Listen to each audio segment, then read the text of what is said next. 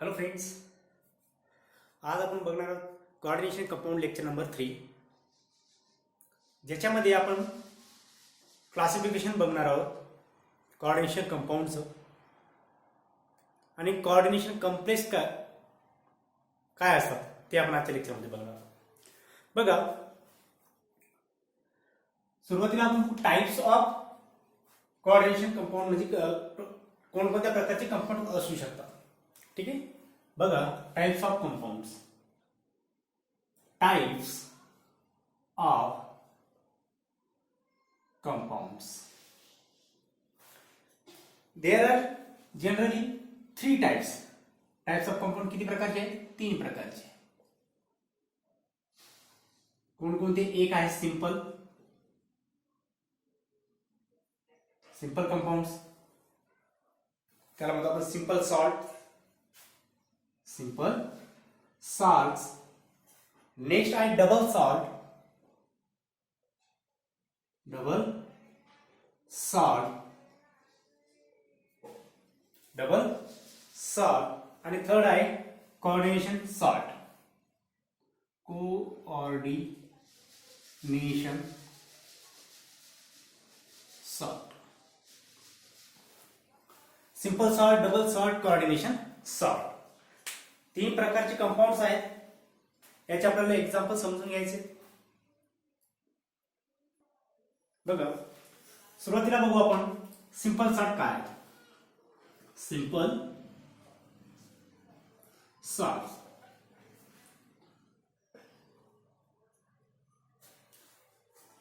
it contains one cation and anion only. One cation and one anion. म्हणजे बघा, simple salt मध्ये काय असणार आहे? सिंपल फक्त एक कॅटायन असेल आणि एक एनायन असेल. सिंपल सॉल्ट फॉर एक्झाम्पल आपल्याकडे टेबल सॉल्ट आहे. कुठले सॉल्ट? NaCl असतील. NaCl, KCl, LiCl. ठीक आहे, सिंपल सॉल्ट आहे.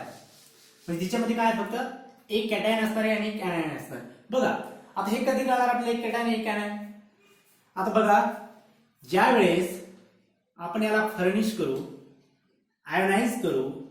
बघा, NaCl सपोज आयोनाइज केला, या ठिकाणी मला काय मिळणार आहे? बघा, Na प्लस Cl मायनस. बरोबर आहे. म्हणजे एक कॅटायन मिळाला, ज्याच्यावरती पॉझिटिव्ह चार्ज तो कॅटायन, ज्याच्यावरती निगेटिव्ह चार्ज तो एनायन. म्हणजे हा मॉलिक्यूल ज्यावेळेस मी आयोनाइज करतोय त्यावेळेस मला 2 प्रकारचे आयन्स मिळतात. त्याच्यामध्ये एक कॅटायन असणार आहे आणि एक एनायन असणार आहे. आता बघा, एकच कंपाऊंड होता, एकच कंपाऊंड आहे, एका कंपाऊंडचे 2 आयन्स मला मिळाले. ठीक आहे. आता सपोज तुम्हाला जर विचारलं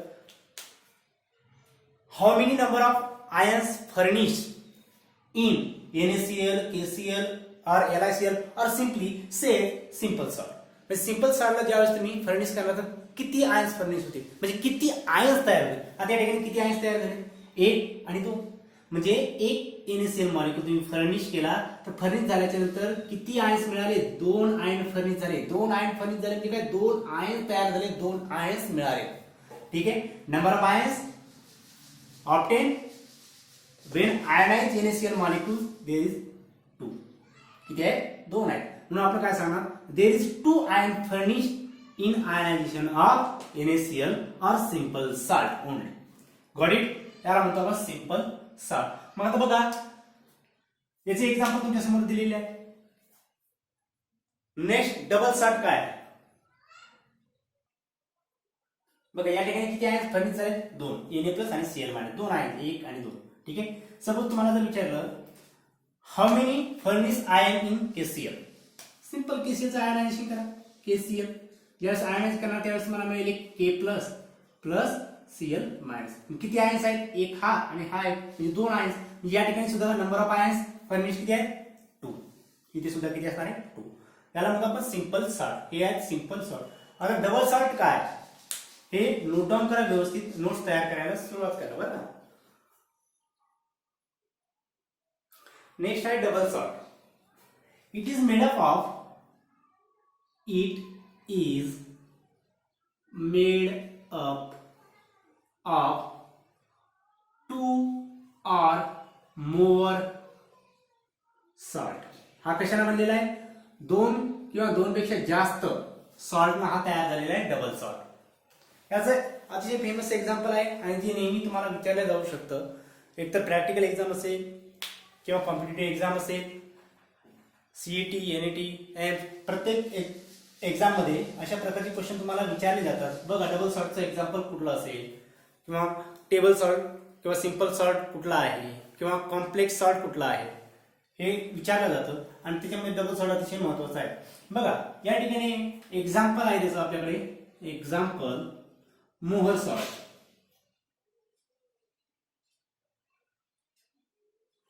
कुठला सॉल्ट? मोहर सॉल्ट.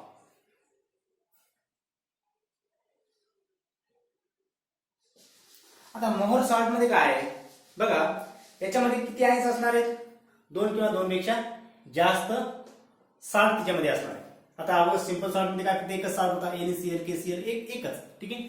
आता याच्यामध्ये 2 किंवा 2 पेक्षा जास्त जर सॉल्ट असतं तर आयन्स सुद्धा 2 किंवा जास्त त्याच्यापेक्षा जास्त सॉल्ट असल्यामुळं आयन्स सुद्धा आपल्याला जास्त मिळणार आहेत. ठीक आहे. याच्या मोहर सॉल्टचं एक्झाम्पल आहे मोहर सॉल्ट. याचा फॉर्म्युला जो आहे तो असा, फेरस सल्फेट हा झाला एक सॉल्ट. त्याच्यानंतर याच्या सोबत आहे अमोनियम सल्फेट, NH3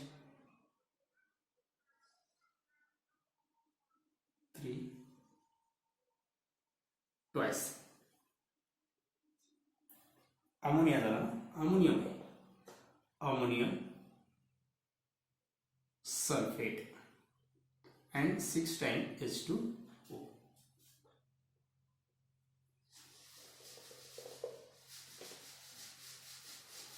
बघा, फेरस सल्फेट, अमोनियम सल्फेट आणि वॉटर. याला म्हणतो आपण हा फॉर्म्युला कशाचा? मोहर सॉल्टचा. मोहर सॉल्ट. आता सपोज तुम्हाला जर विचारलं how many ions are obtained or present in Mohr salt. आता मोहर सॉल्ट मध्ये किती आयन्स प्रेझेंट आहेत किंवा how many number of ions furnish or how many number of ion furnish in aqueous solution. Aqueous solution मध्ये किती ions furnish होतील? बघा, या ठिकाणी आता फेरस सल्फेट आहे. या ठिकाणी फेरस सल्फेटचं आयनायझेशन झाल्यानंतर आपल्याला काय मिळेल? Ferrous plus sulphate. बरोबर आहे. Ferrous plus sulphate. आता फेरस याच्यावरती असेल प्लस प्लस, याच्यावरती असेल मायनस मायनस. ठीक आहे. तुम्ही असंही लिहू शकता Fe2 प्लस आणि SO4 2 मायनस.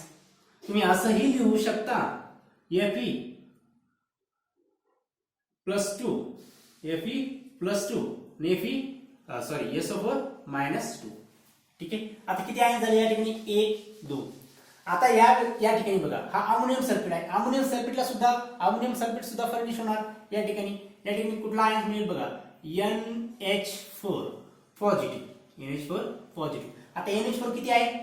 2 आहे. म्हणजे हे दोन आयन्स आपल्याला या ठिकाणी मिळणार आणि सल्फेट आयन्स आहे. प्लस काय? प्लस SO4 मायनस 2 किंवा 2 मायनस. किती आयन्स झाले टोटल बघा? 1 2 3 आणि हे 2 5. किती आयन्स झाले? 5. म्हणजे बघा, ज्या वेळेस तुम्ही मोहर सॉल्टला आयोनाइज करता, ठीक आहे, म्हणजे या मोहर सॉल्टला तुम्ही जर पाण्यामध्ये जर डिझॉल्व्ह केलं तर आपल्याला 5 आयन्स मिळतात. एक आहे Fe प्लस 2 आयन्स, नंतर SO4 मायनस 2 आयन्स, नंतर NH4 प्लस आयन्स. परत किती आहे तो? 2 वेळेस, म्हणजे NH4 plus Fe2 plus SO4 2 minus आणि हा सुद्धा SO4 2 मायनस. किती आयन्स झाले? 1 2 3 4 5. म्हणजे ॲक्वियस सोल्युशन मध्ये किती आयन्स मिळाले आपल्याला? 5 आयन्स तयार झालेले आहेत. आलं लक्षात.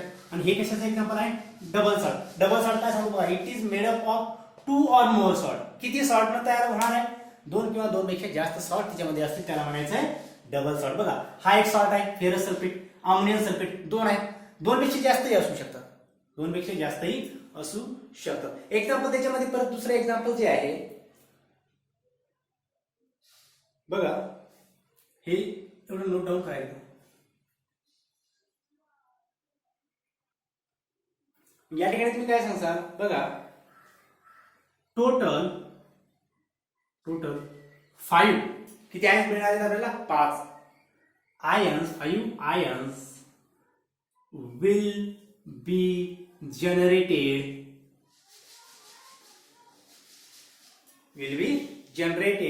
from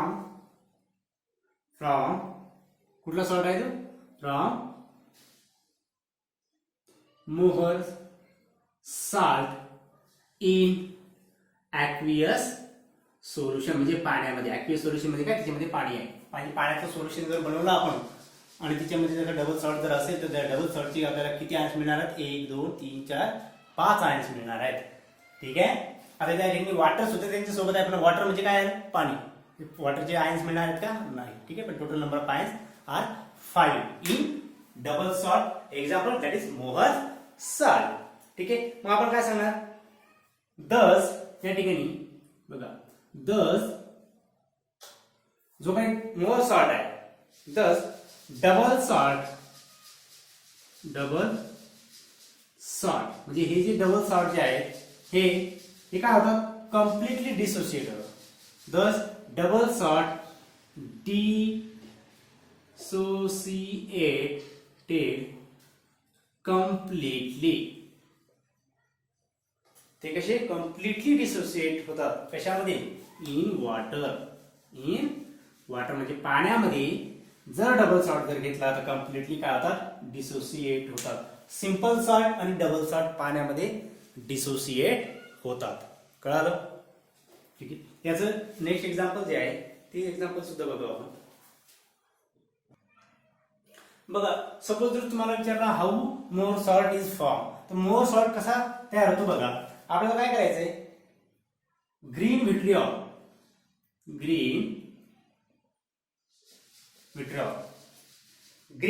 घ्यायचं आपल्याला. ग्रीन विट्रिऑल म्हणजेच काय, फेरस सल्फेट. Ferrous sulphate. आणि फेरस सल्फेट आपल्याला फेरस सल्फेट मध्ये ऍड करायचं आपल्याला अमोनियम सल्फेट. काय ऍड करायचं, अमोनियम सल्फेट.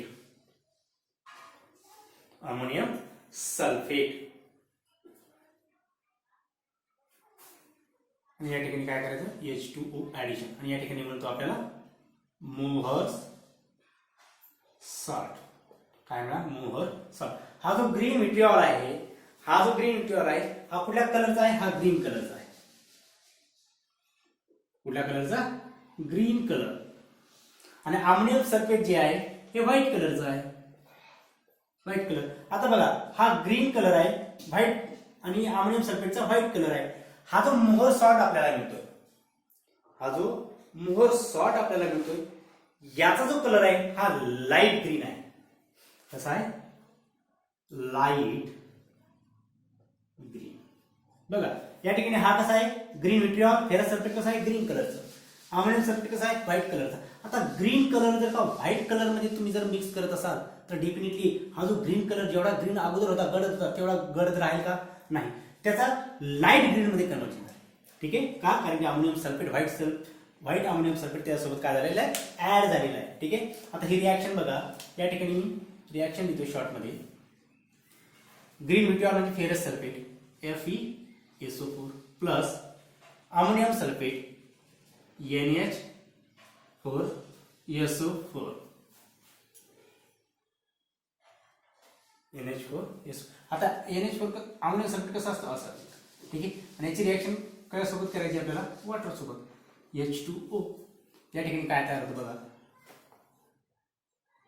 इथे लिहितो मी शॉर्टकट मध्ये, plus H2O ferrous sulphate dot NH4 twice SO4 आणि 6 टाइम H2O आणि हेच काय मोहर सॉल्ट याला म्हणतो आपण मोहर सॉल्ट म्हणजे green vitriol green colour ferrous sulphate ammonium sulphate white colour त्याची रिएक्शन केली आपण वॉटर सोबत म्हणजे वॉटर मॉलिक्यूल त्यामध्ये आपण ऍड केला थोडा त्या ठिकाणी आपल्याला मिळतोय लाईट ग्रीन कलरचा कंपाऊंड त्याला म्हणतो आपण मोहर सॉल्ट आणि ही त्याची general reaction ferrous sulphate ammonium sulphate plus water आणि हा बनला मोहर सॉल्ट आलं लक्षात तुम्हाला विचारले जाऊ शकतं how Mohr salt is form or give the reaction formation of Mohr salt म्हणजे कशा प्रकारचा क्वेश्चन तुम्हाला विचारला जाऊ शकतो पण नेमकं मोहर सॉल्ट काय तो कशापासून तयार होतो कुठल्या प्रकारचे आयन त्याच्यामध्ये असतात हे आपल्याला कळायला पाहिजे ठीक आहे हे नोट डाऊन करा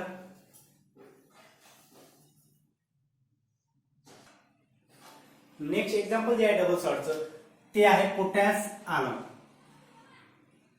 पोटॅश आलम ठीक आहे आता बघा पोटॅश आलम मध्ये काय आहे पोटॅशियम सल्फेट आहे म्हणून त्याला म्हणतो आपण पोटॅश ज्याच्यामध्ये पोटॅशियम आहे म्हणून तो काय झाला पोटॅश ठीक आहे पोटॅश आता ॲलम आहे म्हणजे त्याच्यामध्ये काय असणार आहे ॲल्युमिनियम ठीक आहे या ठिकाणी आहे ॲल्युमिनियम आता शेवटी तो काय सॉल्ट आहे कुठला सॉल्ट आहे तो सल्फेट सॉल्ट आहे या ठिकाणी आहे SO4 थ्राइस SO4 थ्राइस आणि कशासोबत बनलेला आहे तो वॉटर सोबत पण या ठिकाणी वॉटरची मॉलिक्यूल जे आहे ती आहे 24H2O हा आहे पोटॅश आलम हा सुद्धा काय डबल सॉल्टचं एक्झाम्पल आहे आणि सपोज तुम्हाला जर विचारलं how many number of ions or how many number of salt present in double salt that is potash alum तर पोटॅश आलम मध्ये सॉल्ट किती आहेत बघा 1 2 सॉल्ट आहेत बरोबर म्हणून त्याला आपण काय म्हणतो डबल सॉल्ट 2 असू शकतात किंवा 2 पेक्षा जास्त असू शकतात म्हणून ना पण जनरली 2 आहेत म्हणून आपण त्याला काय म्हणतो डबल सॉल्ट ज्या वेळेस सॉरी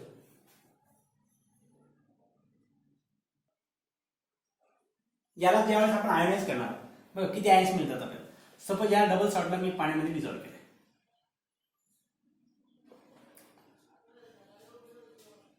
पाण्यामध्ये बिकर घेतलं मी पाण्याचं त्या पाण्याच्या बिकरमध्ये सपोज वॉटर आहे ठीक आहे याच्यामध्ये मी या पोटॅशियम आयनला ऍड केलं पोटॅशियम ज्यावेळेस पोटॅशियम आयनला मी ऍड करतो त्यावेळेस बघा या ठिकाणी K2 आहे म्हणजे पोटॅशियम प्लस आणि दुसरा पोटॅशियम प्लस म्हणजे किती पोटॅशियम झाले 2 पोटॅशियम ठीक आहे नंतर बघा सल्फेट आहे या ठिकाणी sulphate SO4 minus minus 2 minus किंवा मायनस मायनस 2 K प्लस आहेत 2 K प्लस न्यूट्रल करण्यासाठी 2 निगेटिव्ह आयन्स असणार ती कोणावरती आहे सल्फेट निगेटिव्ह चार्ज कोणावरती आहे सल्फेट आता या ठिकाणी ॲल्युमिनियम किती ॲल्युमिनियम आहेत बघा 2 ॲल्युमिनियम Al प्लस ॲल्युमिनियमवर काय येणार चार्ज प्लस किती आहेत ॲल्युमिनियम प्लस आता सल्फेट आहे या ठिकाणी किती सल्फेट आहे 3 sulphate SO4 minus minus SO4 minus minus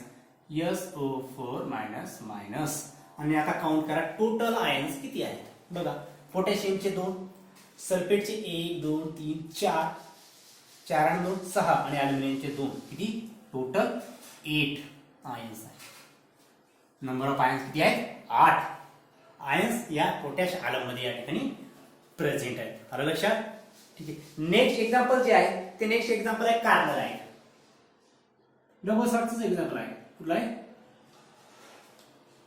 carbonite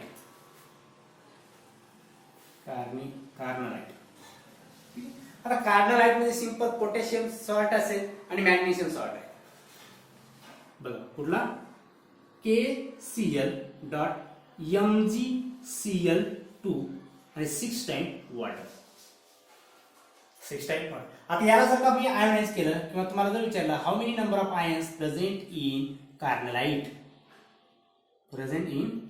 आता कार्बोनाइट तुम्ही याच्यामध्ये जर ऍड केलं हे कार्बोनाइट बघा KCl आहे K plus Cl minus K plus Cl minus Mg plus आता Mg प्लस 2 क्लोरीन ऍड आहे म्हणजे Mg किती चार्ज येणार double charge Mg plus plus आणि क्लोरीनचे किती आयन्स आहेत Cl मायनस आणि दुसरा Cl मायनस टोटल आयन्स बघा 1 2 3 4 5 नंबर ऑफ आयन्स किती आहे 5 इन कार्बोनाइट्स. Got it. आणि कोणकोणते जर विचारलं तर तुम्हाला ते K plus Cl minus Mg plus plus Cl minus असं सुद्धा सांगता यायला पाहिजे. This is about double salt. Let us see what is coordination salt. Note down first.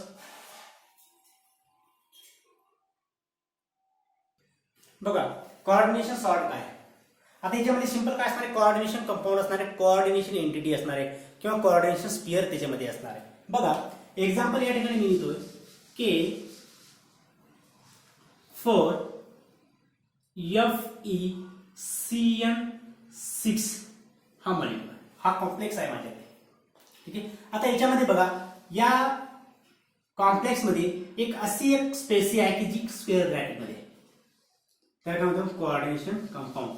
आणि बघा यानं या ज्या कोऑर्डिनेशन कॉम्प्लेक्सनं किंवा या एंटिटीने या K4 सोबत काय तयार केलेलं आहे सॉल्ट तयार केलेलं आहे. म्हणून याला आपण याला काय म्हणतो कोऑर्डिनेशन सॉल्ट. ठीक आहे. म्हणजे आपण काय म्हणणार in coordination salt in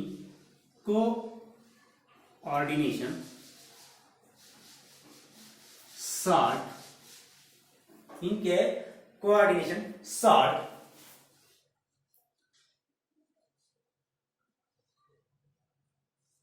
there is coordination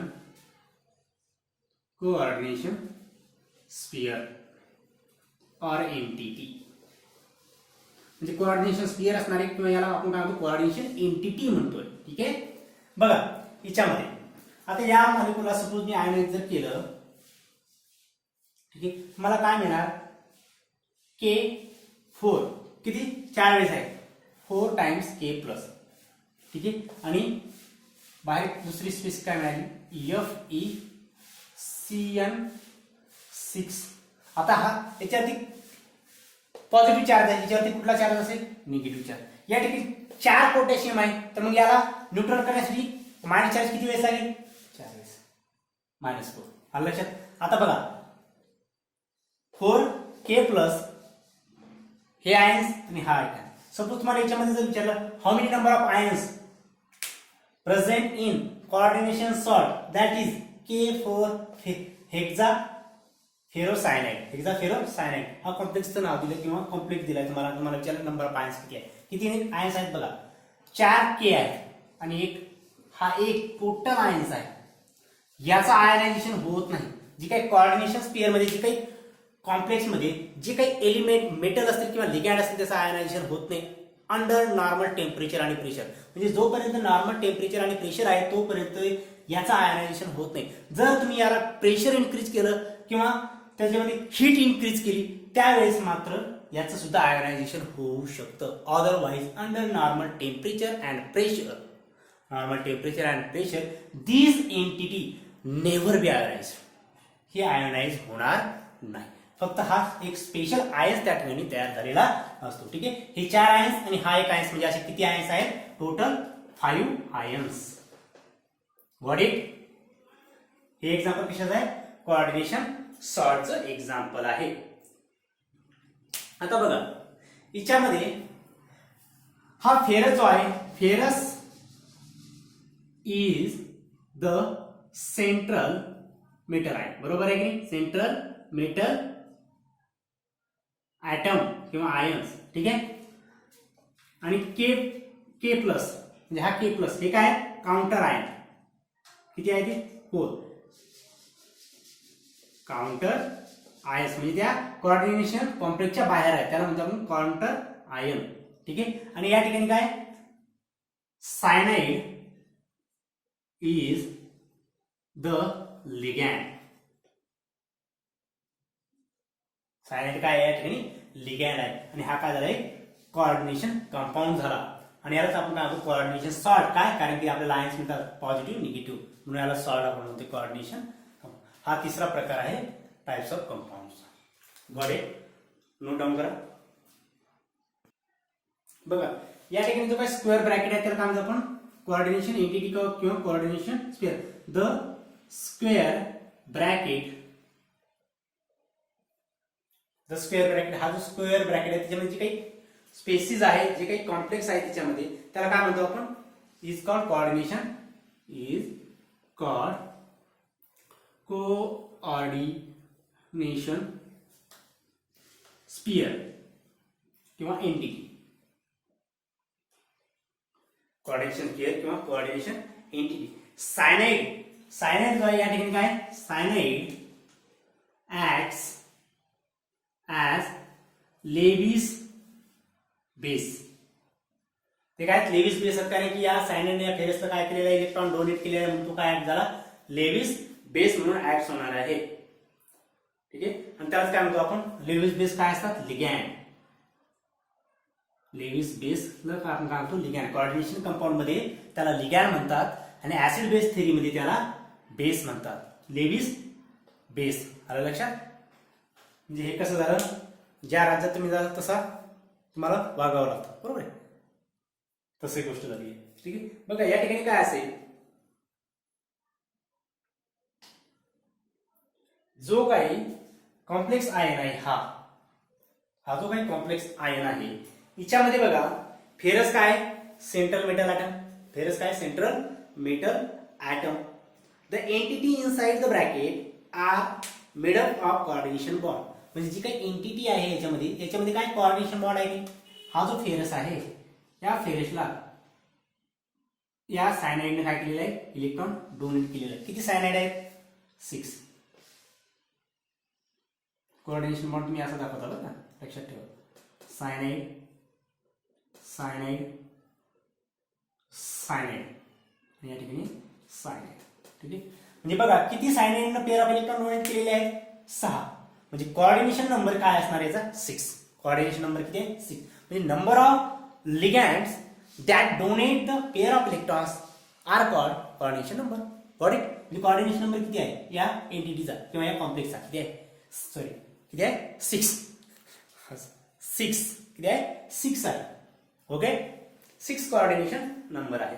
आता बघा जो काही स्क्वेअर ब्रॅकेट आहे, ही जी स्क्वेअर ब्रॅकेट एंटिटी आहे, इट इज ही square bracket entity does not break. म्हणजे ही काय ब्रेक होऊ शकत नाही, does not break in aqueous solution. म्हणजे जर का तुम्ही याच्यामध्ये पाणी टाकलं किंवा ॲक्वियस सोल्युशन जरी बनवलं तरी ही जी स्पेशी आहे ही ब्रेक होत नाही. Got it. Under normal temperature and pressure. ठीक आहे. मग आपण काय सांगणार बघा, the square bracket entity will only break. एवढं लिहून घ्या.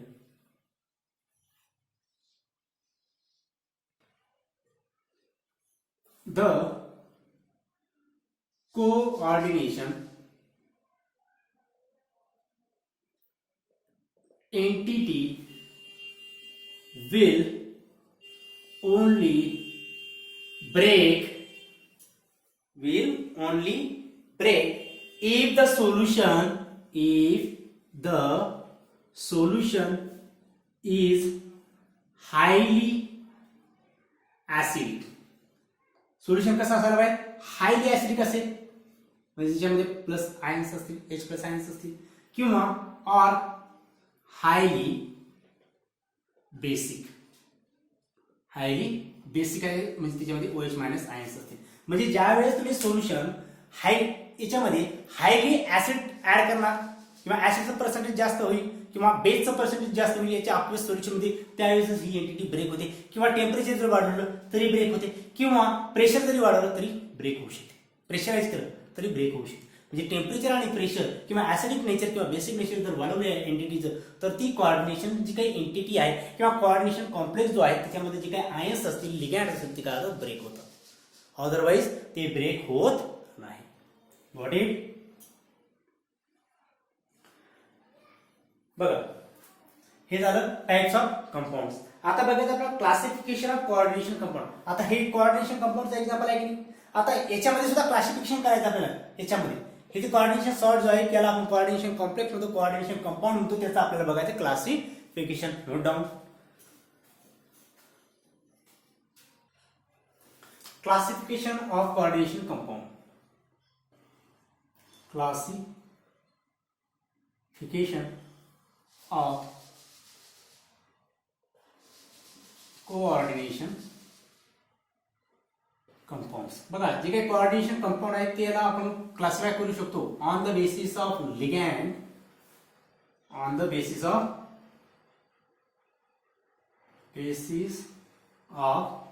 लिगॅंड, नंतर on the basis of charge, on the basis of charge.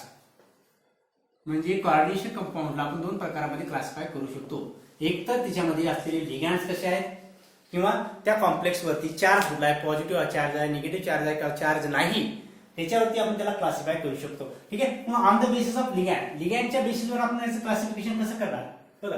First on the basis of ligand, म्हणजे लिगॅंड कुठल्या प्रकारचा आहे किंवा कसा आहे याच्यावरती आपण कोऑर्डिनेशन कंपाऊंडला क्लासिफाय करू शकतो.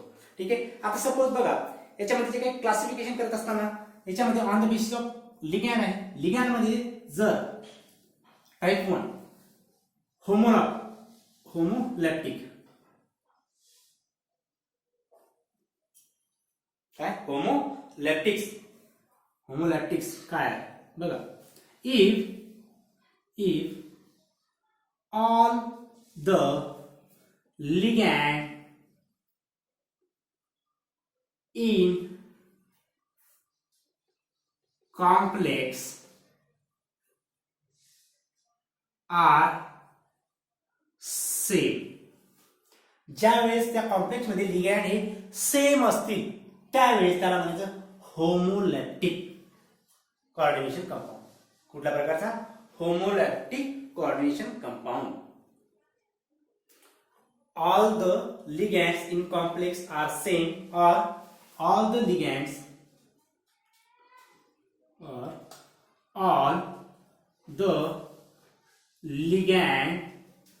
attached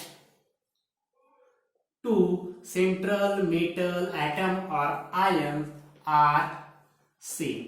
हे जर का सेम असतील, फॉर एक्झाम्पल आहे आपल्याकडे ferrous CN6,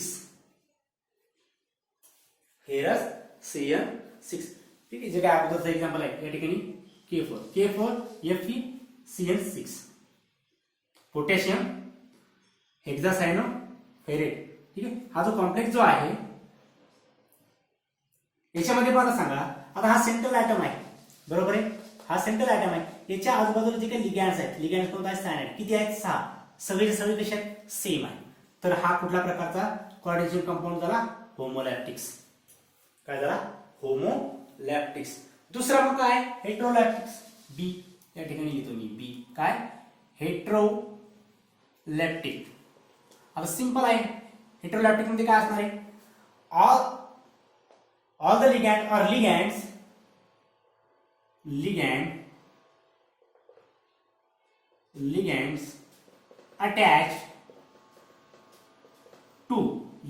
attached to central metal atom are different.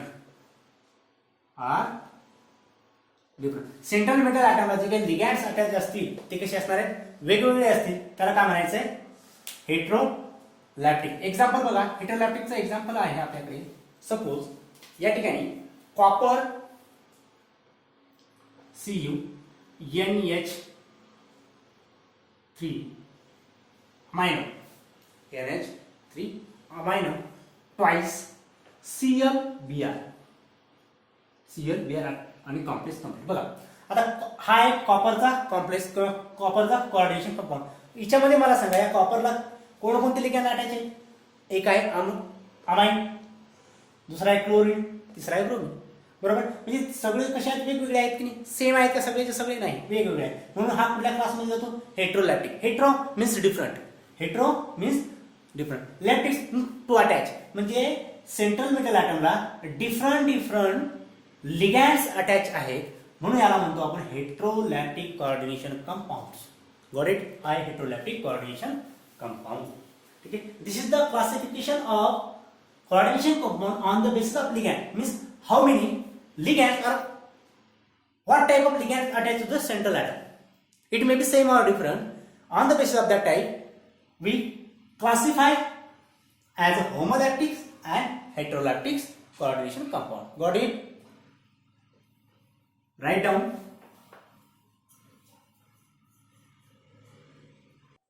बघा on the basis of charge म्हणजे कॉम्प्लेक्स कंपाऊंड वरती किंवा ते कोऑर्डिनेशन एंटिटी वरती कुठल्या प्रकारचा चार्ज आहे त्याच्या बेसिसवर आपण क्लासिफाय करू शकतो. ठीक आहे. मग याच्यामध्ये फर्स्ट वन काय one positively charge coordination compound. Positively charge complex. Positively charge complex. Positively charge complex. बघा या ठिकाणी काय असणार आहे पॉझिटिव्हली चार्ज कॉम्प्लेक्स म्हणजे काय जी काही कोऑर्डिनेशन एंटिटी जी आहे तिच्यावरती कुठल्या प्रकारचा चार्ज असणार आहे पॉझिटिव्ह चार्ज. कुठल्या प्रकारचा positive charge. The coordination entity the coordination entity is positively charge. कुठल्या प्रकारचा चार्ज असणार आहे पॉझिटिव्हली चार्ज असेल. फॉर एक्झाम्पल बघा आपल्याकडे आहे Cu कॉपरचा जो काही कोऑर्डिनेशन कंपाऊंड आहे कॉपर एलिमेंटचा जो काही कोऑर्डिनेशन कंपाऊंड आहे copper NH3 twice chlorine and bromine. ठीक आहे. आता हे बघा याच्यामध्ये किती ऍटम्स किती वेगवेगळे लिगँड्स आहेत बघा 3. Here is 3 different ligands Cl minus ammonia and Br minus. बरोबर आहे की नाही. आता बघा मी काय करतोय सिंपल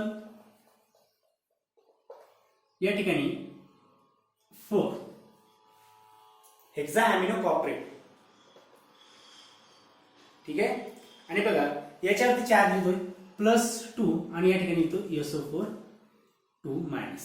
आता बघा हा जो काय कोऑर्डिनेशन पेअर आहे किंवा कोऑर्डिनेशन एंटिटी आहे याच्यावरती कुठला चार्ज आहे पॉझिटिव्ह चार्ज. तो किती आहे ते सोडून द्या डझंट मॅटर. +3 आहे का +1 आहे का काय नाही फक्त चार्ज कुठला आहे पॉझिटिव्ह चार्ज. म्हणजे कोऑर्डिनेशन एंटिटीवरती जर पॉझिटिव्ह चार्ज असेल तर त्याला म्हणतो आपण positively charge complex. Positively charge complex हा आहे positively charge complex. Got it. आणि याचा जो कलर आहे डीप ब्लू कलर. कसा कलर आहे याचा deep blue colour. Deep blue colour आहे. बघा हा कसा तयार होतो हे सुद्धा तुम्हाला माहिती आहे. बघा कॉपर सल्फेट याची reaction copper sulphate plus ammonia याची रिॲक्शन केली. बघा कॉपर सल्फेट तर आहेच आणि अमोनिया किती मॉलिक्युल्स आहेत 4 आहे. म्हणजे या ठिकाणी हा मॉलिक्युल्स किती असेल 4 टाइम्स ऑफ अमोनिया. आला लक्षात. जो काही कॉम्प्लेक्स बनतोय तो कुठला बनणार आहे हा deep blue colour. Blue colour कशामुळे या कॉपरमुळे. कॉपर 2 प्लस म्हणजे कॉपरवरती जो काही पॉझिटिव्ह 2 चार्ज आहे त्याच्यामुळे त्या कलर कुठला प्राप्त झाला आहे डीप ब्लू कलर. म्हणजे कलर जे असतात कलर कंपाऊंड जे असतात त्याच्यामध्ये जे काही कॉम्प्लेक्स असतात त्याच्यामध्ये जे काही मेटल्स आहेत त्याच्यावरती पॉझिटिव्ह किंवा निगेटिव्ह चार्ज असतात आणि त्याच्यामुळेच त्या कंपाऊंडला काय असतो कलर असतो. Got it. बघा नेक्स्ट बघा negatively charge complex. The coordination entity is negatively charge. Coordination entity कशी असणार आहे निगेटिव्हली चार्ज असणार आहे. एक्झाम्पल आहे आपल्याकडे एक्झाम्पल K4 FeCl6. आता बघा याच्यावरती चार्ज कुठला आहे कॉम्प्लेक्स वरती चार्ज किती होते बघा 4 times K plus Fe cyanide 6 4 -4. ठीक आहे. निगेटिव्ह चार्ज आहे म्हणजे कोऑर्डिनेशन निगेटिव्ह चार्ज कसा आहे, निगेटिव्ह आहे. तो किती आहे, डझंट मॅटर, पण कसा आहे, निगेटिव्ह चार्ज आहे. म्हणून आपल्याला काय म्हणतो, निगेटिव्हली चार्ज कॉम्प्लेक्सेस. काय, निगेटिव्हली चार्ज कॉम्प्लेक्सेस. मग आता neutral complexes last c type काय, न्यूट्रल कॉम्प्लेक्सेस. सिंपल आहे. there is no charge on coordination entity. There is no charge on coordination entity. आता एक्झाम्पल आहे, निकेल टेट्राकार्बोनिल. निकेल टेट्राकार्बोनिल हाय complex आहे, याच्यावरती काय चार्ज आहे, काही चार्ज नाही. सपोज दूसरा कॉम्प्लेक्स है ferrous pentacarbonyl, no charge. These are the neutral complexes or neutral coordination compound. On the basis of ligand and on the basis of charge, we can classify the coordination compound like this. ठीक आहे. आणि या ठिकाणी classification आपण आपल्या next lecture मध्ये आपण बघणार नेमिंग. जे काही कोऑर्डिनेशन कंपाऊंड आहे त्याला नेमिंग कसं करणार, त्याला नामकरण. ठीक आहे. त्याची नावं कशी आपण घेणार बघा. त्यासाठी सुद्धा 2, 3, 4 मार्कासाठी तुम्हाला क्वेश्चन विचारला जातो. Write the IUPAC name for this complex. ठीक आहे. कोऑर्डिनेशन कंपाऊंडला नेमिंग करणं हे सुद्धा अतिशय महत्वाचं आहे. नेक्स्ट लेक्चरमध्ये आपण बघणार आहोत नेमिंग फॉर कोऑर्डिनेशन कंपाऊंड. अभ्यास करत राहा. All the very best.